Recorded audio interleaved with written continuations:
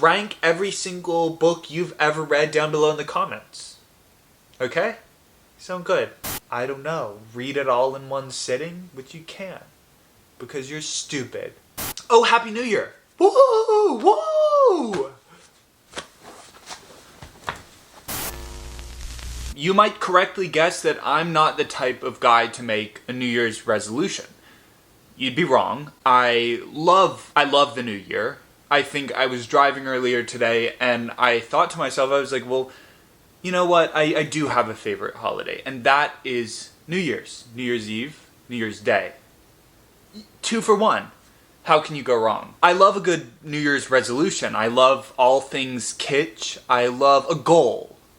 I love love as well. I love doing New Year's resolutions, but the trick is you can't tell anybody what your resolutions are. I think if you ever really want to accomplish a goal, you have to keep it to yourself. Hot take. Maybe not. But you can't tell people. That being said, today is December 31st, and I need to wrap up this filming session, our chat, so that I can go and put my paper to pen to paper, and decide what my resolutions are. I have ethereal, I never know. I never really know which one's which.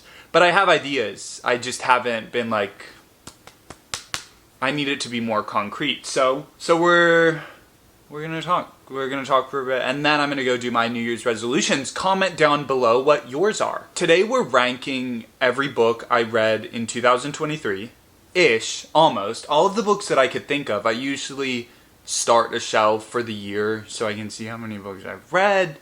But sometimes I'll check a book out from a library or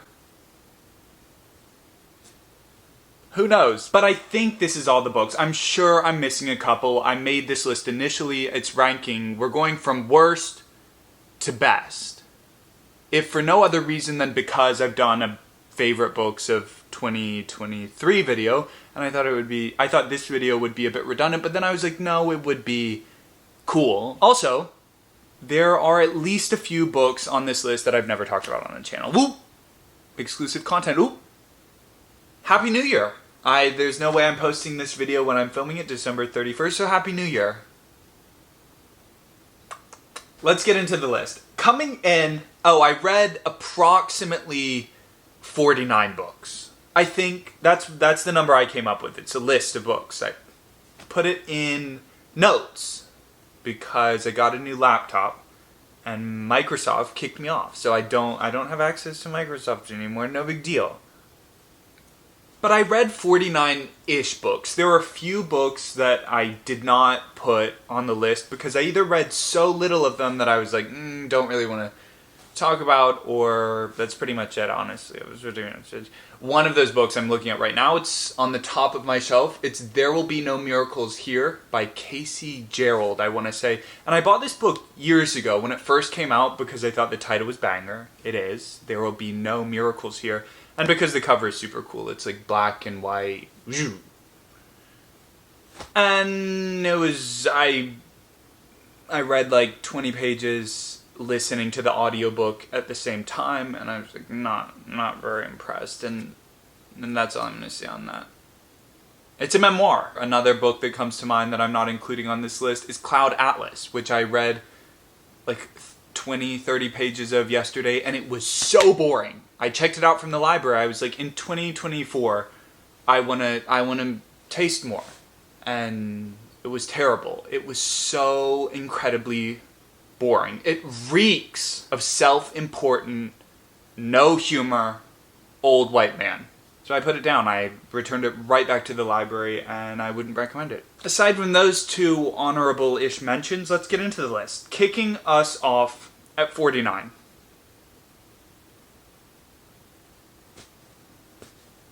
I Have Some Questions for You by Rebecca Makkai is the worst book I read this year. It's terrible. And the irony is that her first book, or it's not her first book, The Great Believers was one of my top reads of last year. I think I cited it as maybe my top read. I like poetry. Not actual poetry, but poetry. I like when something's poetic. I don't like poetry, though. And it's very poetic that unintentionally, maybe it was intentionally, that one was my top read, one was my lowest read. I have some questions for you. Has a very fun concept. I forgot I need to, this video is not going to be an hour long. We're gonna really speed up after this one. But I have some questions for you. Terrible book. Boring. Unbearable characters. Poorly written. And offensive in how shallowly liberal it is. I talk about it in another video. So I talk about a lot of these books in other videos. That's why this is just going to be 48 on the list is If We Were Villains by M.L. Rio. This is often compared to Donna Tartt's The Secret History for absolutely no good reason. It is a terrible book with random Shakespeare references and annoying characters, not believable, boring, kind of plotless, no plot. 47 on the list is Moll Flanders by Daniel Defoe. It is about a prostitute, and it's also terrible. 46 on this list comprises a long rant in a video that I did this year. It's Reading Like Margot Robbie, or something like that. And it's The 5 People You Meet in Heaven by Mitch Albom, whose books are at every thrift store I've ever been to, probably for good reason, because it's terrible. I strongly disagree with the book's central philosophy. But it seems like he means well, as I'm sure all authors do. The road to hell is paved with good intentions, so. 45 on this list is The Go-Between by L.P. Hartley, and I may have started this book in 2022, but I remember I finished it this year after it's sitting in a pile of books forever. I hated it. I hate this type of writing. I didn't like the writing at all. It's supposed to be funny, not my sense of humor at all. A lot of the humor comes at the expense of kids. It's why I don't read a lot of coming-of-age novels, because I find that the authors seem to forget that they were ever children, and that children are cognizant beings and not complete apes. It was terrible and boring. The end was a little bit touching, but that's no reason to read a book. Number 44 on this list is Caribbean Mystery by Agatha Christie. I read this one particularly to do a video. Generally, I really do enjoy an Agatha Christie novel. I used to say that they're very logical and you can kind of figure them out. And that was in high school. I don't know where I stand on that now. This is the only Agatha Christie I've read this year. So I don't know, after Caribbean Mystery, which was completely just... I don't know where I stand on that take that Christie is very logical in her mysteries, but the first few Poirot ones they felt very logical to me. Anyway, Caribbean Mystery was annoying and boring, but I think that part of that had to do with me reading it in one day, which is not how Agatha Christie should be consumed. You're not on a mission when you read Agatha Christie. It should be kind of like leisurely, on a holiday. Not mad at it. The next book, 43 on this list, maybe it should have been lower. I guess I should say now that all of these books are plus or minus 4 places. I just didn't, I didn't feel like pinning them down to where they are. But the next book on this list, 43, is Black Swans by Eve Babbitt. And I have had high hopes for Eve Babbitt since I heard about her. Everyone raves about that skinny little pink book, The Fast and the Furious, and people also rave about Black Swans, and so I bought it full price. I try not to buy many books full price, but I was at Barnes & Noble, and I saw Black Swans, and I was like, you know what, this sounds right up my alley. It was not right up my alley. I was shocked, jaw open when I started reading this. I was like, is this performance art for... Black Swans reads like the voice of an independent author who started out on Wattpad. And when I say that, I do mean all tea, all shade, bitch, all offense. I was mortified. I was like, is this the same Eve Babbitt that people are comparing to Joan Didion? I'm ambidextrous about Joan Didion. Haven't quite made up my mind, but I do think She's a great writer. I bet every time Joan Didion heard, they're constantly, I think, both compared about writers in the 60s. Black Swans is real life essays, and they're constantly compared. I think there are a lot of articles. There might be one in the New Yorker, the New York Times, something like that, but they're constantly compared as the like hot California girls. But I bet every time Didion heard herself compared to Eve Babbitt, she almost shot herself. Like, Didion is so precise with her prose, and it's such a craft. And then Eve Babbitt is out here, like, I'm sure just the daughter of some like filthy rich guy, like, writing this cringe ass shit. I was like, are you kidding me? Are you kidding me? I think I read 2 or 3 essays before I was like, this is not the book for me. So Black Swans. But if you like Eve Babbitt, sure. I just thought it was so bland, so boring. I was so confused. Read Didion instead. It gave me more appreciation for Didion. Appreciation for Didion. 42 on this list is Ninth House by Leigh Bardugo. And this book was silly and a romp until it wasn't. It's very plotless, very meandering. There's like nothing really going on. A young girl gets raped by a ghost. And that was when I looked at the book and I said, you know what? I don't think you're for me. 41 on this list, I almost didn't put it on because I barely remember anything, is The Scarlet Letter by Nathaniel Hawthorne. I read like the prologue of this or whatever maybe, and I just don't like the writing. It's so antiquated English. The Salem Witch Trials for me, or whatever the hell this book is about, is a thing of the past for me. It's very high school. It's very Crucible. It's very McCarthyism, and I don't enjoy it, so I put the book down. One of my friends told me that he loved this book because of how ridiculous the ending is, so maybe I'll pick it up. Number 40 on this list kind of falls into a similar category. It's Portrait of a Lady by Henry James. I probably read like 30 to 50 pages of this, and the story itself was mildly interesting, fine. The book itself, I don't have it here, it's a chunker. And I don't like Henry James's writing. I don't like it. Also very antiquated English. And maybe in 20 years I could pick this book up with the patience, and having read all the other hundreds of books that I want to before this, and read it and be like, this is a fantastic book, but I was not about to spend this much time on a book that I was just kind of lukewarm, mildly interested in, so. Oh, also the metric for this list is just whatever I felt like. It's not like quality of writing or quality of the novel. It's just me. I'm the criteria.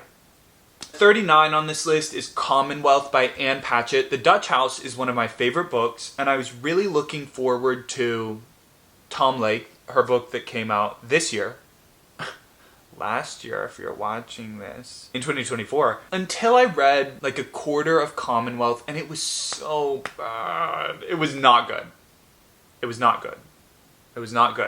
thought it was annoying, weird.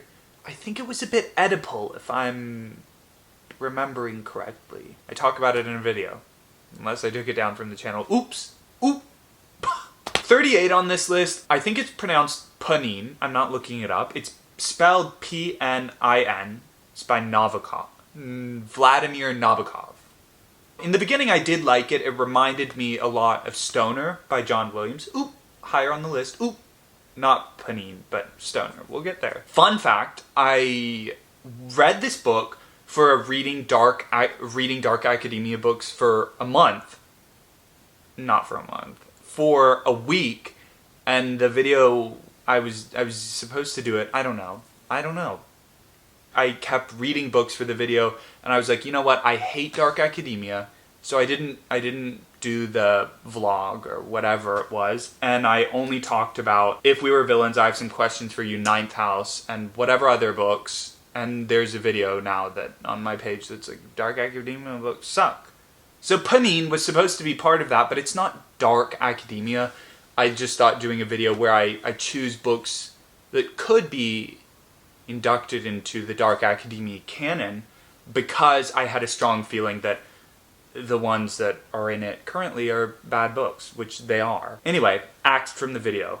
But I didn't really enjoy it. Pretentious, annoying, with whatever mild, redeeming flavor. 37 is This Side of Paradise, which was also for a video that is no longer. Clips are sitting in purgatory on my camera. No big deal. This Side of... Did I say it's by F. Scott Fitzgerald? He wrote The Great Gatsby. I bet you didn't know that, you stupid bitch. I read The Great Gatsby in high school. I don't remember feeling any particular type of way about it. It was a fun story. It's probably due for a reread, but I remember not liking it. So with that in mind, I thought that This Side of Paradise would be really fun. It follows a young brat who is wealthy and goes to Princeton and then like works on Wall Street or something like that. Something in that realm. It was written, don't know, probably about 100 years ago. And I hated it. I read, I don't know, the usual 30 to 50 pages that I do of a book, and if I'm not enjoying it, I'm putting it down. I hated the voice. I thought it was so annoying. I don't like F. Scott Fitzgerald's sense of humor. At least in this book. I've heard that his wife might be writing them, so maybe his wife did Gatsby. She gave him the reins on this shit-ass book. Who's to say? But I didn't like the tone, and I didn't think it was funny, and there's this specific flavor of when you can tell the author's writing for you to laugh at the characters with the author. It's like an inside joke, and it makes me feel not icky, but just kind of like it's cheap a bit to me, or I just don't like it, which is the type of humor that The Go-Between also relies on. It's like a look at how stupid these characters are acting, because where I stopped in the novel, it was following the protagonist who was like in high school or something, and he was treating girls like shit, and I was like, it's just not funny. I didn't like the tone. Tone is really all there is to a book. And I didn't like it, so I was like, I know I'm not going to like the rest of the book, so I put it down. And axed the video. Oops. 36 on this list is Thomas Tryon's The Other.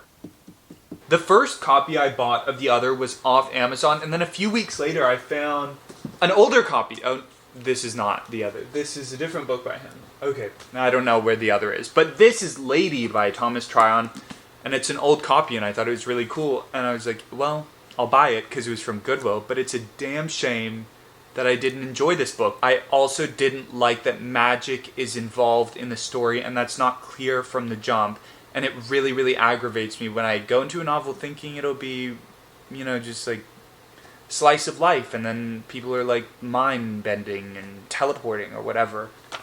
Shut up. Whoever owned this book was betting on horses or something. Wow, that's cool. It's like a newspaper clipping or something about horses. Do you see that?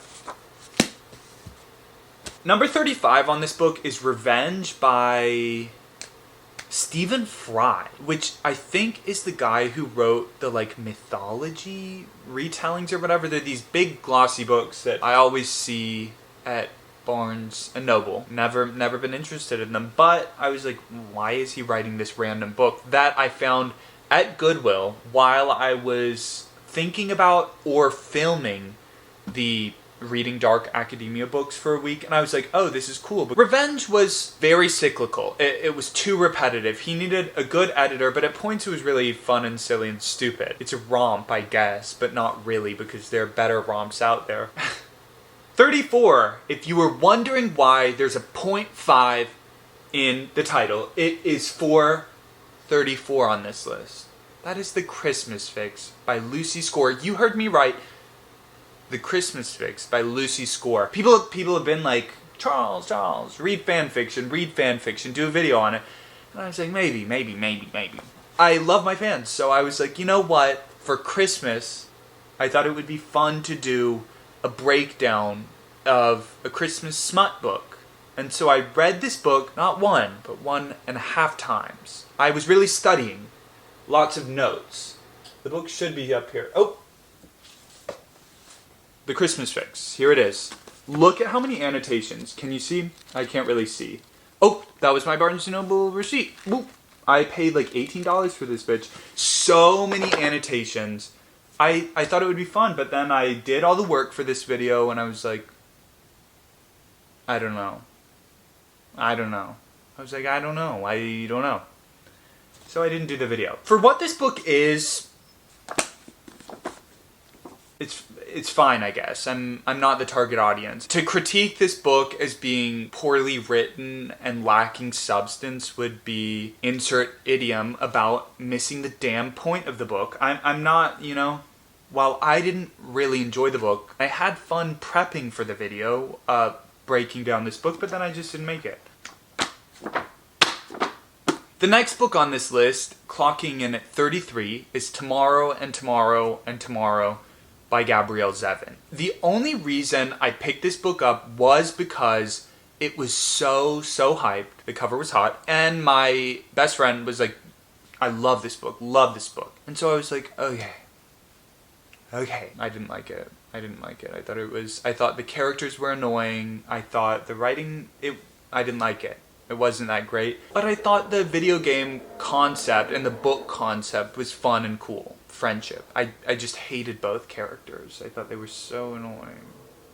Hot take.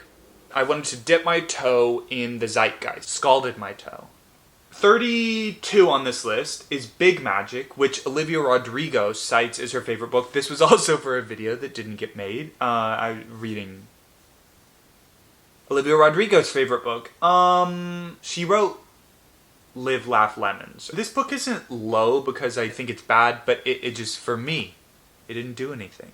Which is the case for all books. Like, a book is good by virtue of only one person liking it. Like, that's the beauty of reading and personal taste. Is that it's good if you think it's good. And no one can tell you otherwise. 31 on this list is Nana by Emile Zola. I did a whole video on this book. I'm not going to talk about it. But Prostitutes. I don't like French writing. Oh! I was reading an interview. Edward Gorey says in it, one of my favorite artists. Look, I have a 2024 Edward Gorey calendar. Pretty cool. But Edward Gorey says of French literature that it's very boring, but enjoyable in its boringness. And I thought that was really funny and apt. 30 on this list is 5 Tuesdays in Winter by Lily King. This was fine. We're getting into the section of this list, but very not memorable. A couple of the stories I was just like, whatever. And a couple I was like, this was fun. 29 is Dr. Jekyll and Mr. Hyde. Donna Tartt cites this as inspiration for not only The Secret History, but she says a little bit of everything she's ever written contains aspects of Dr. Jekyll and Mr. Hyde, which maybe I'm making up, but I think that's what she said. 28 on this list is another Donna Tartt inspiration for The Secret History, is The Lost Estate, or Le Grand Mur. I remember almost nothing about this book other than it's about kids. And it's very melancholy. I'm sure I could dig up my notes app, go through these books, and study up, but that's not what this video is about. It's just a little ranking. It's laid back. I told you to chill out. But I remember it just, yeah, I didn't mind. Personally, I believe that every citizen should, and so forth, because. 27 on this list is Gilead by Marilynne Robinson. And I DNF'd this book, didn't finish, after 30 or 50 pages because I wasn't enjoying the vibe, per se. I thought the first page was brilliant. It's not that I thought the book was bad, I just wasn't enjoying it, so I put it down. 26 on this list is Madame Bovary. I'm looking at this now and I'm like, I probably wouldn't put Madame Bovary over Gilead, but here we are at 26, above Gilead, with Madame Bovary. Aspects of Madame Bovary were very, very well done, but French classic writing that I've read is too weighed down in just like names and what's going on in society, and I just don't care. 25 on this list is Black Friend by Ziwe. Did you guys watch the George Santos Ziwe interview? That's how I know who George Santos is. I love Ziwe. I think she's funny, smart, and I love her. I wish that Black Friend was more memoir and less philosophizing about obvious political stances. And although Ziwei does say that growing is learning what is obvious, which I really agree with. That doesn't warrant writing a book about obvious stuff. I did really like the parts that were centered around her life, but too much of this book is not. I had fun reading this. I would recommend this if you like Ziwei, but no, for no other reason. I do think Ziwei would be capable of writing a banging essay collection if she hired me as her editor. Also in the book, no, I'm not shitting on Ziwei anymore. We're moving on. 24 on this list is The Magicians by Lev Grossman. This is just a fantasy book that I had a really good time. I think I listened to most of it on audiobook, read some, listened to some, and I had a really good time. It's just a fun story. If you want a fun story, this book is for you. 23 on this list is The Sun Also Rises by Ernest Hemingway. I really enjoyed the parts of this book that were set in Paris, but not the ones that were set in... I don't remember where it was set, but it was somewhere with bullfights. Oh, and like the intense descriptions of bullfighting. Didn't love it. 22 on this list is Wuthering Heights. And I'm conflicted about this because there's some really standout passages, but overall I didn't enjoy the book itself. It's not the like, whoa, that everyone makes it out to be. Number 21 on this list is We Have Always Lived in the Castle by Shirley Jackson. I loved the beginning of this book. 20 is the highest ranked book that I only read half of, and that is Catch-22. So well done. It's about like a war. Don't remember which war. It's like a Bret Easton Ellis American Psycho commitment to the bit. Catch-22 was hilarious. I was laughing out loud, but I was just over it by the halfway point. I mean, like 250 some pages is like a book. It was good though. It's funny. I recommend you read some. Some, not all. Number 19 on this list is A Tree Grows in Brooklyn by Betty Smith. I love the characters in this book, but I didn't love the setting, which is like World War I, post-World War I, Great Depression, or pre. Who knows? Truly, who knows? 18 on this list is Memories, getting into some of my favorites of the year. Memories of My Melancholy Horrors by Gabriel Garcia Marquez. I hated Marquez before I read this book. I don't like 100 Years of Solitude at all, but Memories was very funny, poignant, yeah. Shocking. It's shocking. And very short. 17 on this list is the second installment in Elena Ferrante's The Neapolitan Quartet, and that is The Story of a New Name. I thought this was really good. What most surprised me about this book was that the structure was not similar to the first one, and not surprised in a bad way. The first novel, I think it's divided into two parts. It's walking up the stairs toward the like big bad man, and then the second part is about shoes. The shoes. If you've read it, you know what I'm talking about. But I love the first one for how cleverly it relied on these two dominant images of the stairs and the big bad man and the shoes. And so going into the second, I thought that it would be similarly dominated by one recurring image. The Story of a New Name is just like your typical novel that feels equally fantastic in writing, but less meticulous in construction, which is not always a bad thing. 16 on this list is The Fellowship of the Rings. This is one of the rare instances where I think that the audiobook enhanced the experience of the book. I would listen to this book before I went to sleep, and it was fun. It was like someone telling you a story. A lot of it went over my head because there's so much lore for the universe, and I was like, that's part of the reason why I never finished The Lord of the Rings, because I was like, oh.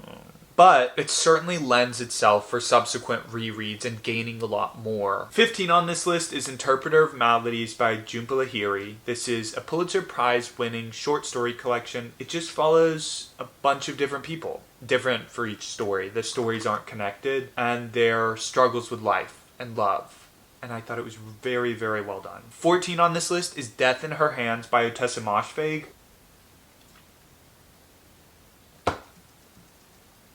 Death in Her Hands is not my favorite mosh fig, but it's a blast. 13 on this list is Olive Kitteridge. It is another Pulitzer Prize winning short story collection, but these short stories are related because they're set in the same universe and follow one character. Well, they follow a lot of different characters, but are generally centered around Olive Kitteridge. In some stories, she barely shows up. In one of my favorite stories about the piano player, she barely shows up. She's barely anything. But there's sad stories about life. 12 on the Stoner is another sad story about life. Did I say Stoner? I don't remember what I said. 12 on this list is... Stoner is the 12th book on this list by John Williams. And it's really good. It's just about a man. 11 on this list, Brideshead Revisited. Someone said this book was inspiration for Saltburn, which is a very fun movie. The only inspiration is that the two boys, Oxford, and then one going to the other. But that's where the similarities diverge. There are no vampires in Brideshead Revisited, unfortunately. 10 on this list is Rules of Attraction by Bret Easton Ellis. This book is so good. Bret Easton Ellis, he's a smart guy. When I was finishing up this book, which was like 2 days ago, I was laughing a lot. I thought it was really funny. He ridicules everything from pointless academia to relationships. And I have a good time. Rules of Attraction follows a host of characters at a college and their relationships with each other. Nearly everyone is fucking everyone else. Number 9 on this list is kind of similar. It's Animals by Emma Jane Unsworth. It follows two girls and their friendship and debauchery, but it's ultimately about being alone, being your own person. It's funny, well thought out, good writing.